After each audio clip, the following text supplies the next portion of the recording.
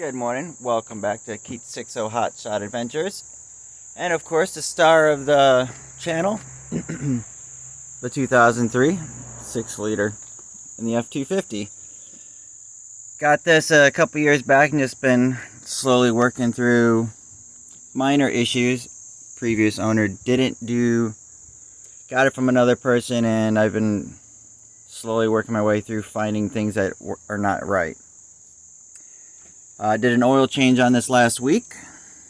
It's currently at 177,000 miles on it, and I felt that this filter cap, the oil filter, was not correct. And I run the OEM Motorcraft oil filter. I think it's FL2016, I believe was the part number.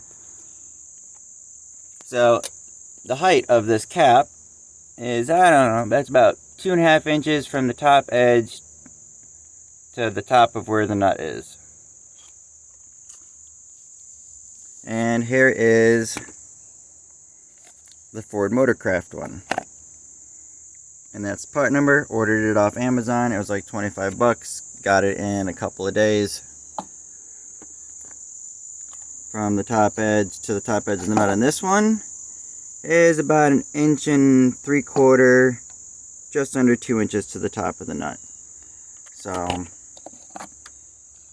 there's a visual significant difference in height, which means I basically was not properly filtering my oil, because an aftermarket oil filter from like Wix or other brands is designed slightly different, and that's why you need a taller cap. So it means I haven't been properly filtering my oil. So we're going to correct that today, and we're going to get this swapped out. Okay guys, we got the cap off. Here's another visual of the cap. I don't know if there's a good way to get kind of the difference of the insides of the caps. Snaps on about the same. Actually, it might be a little easier to snap it on. Simple as that. Throw a little oil on the O-ring and stick it back on.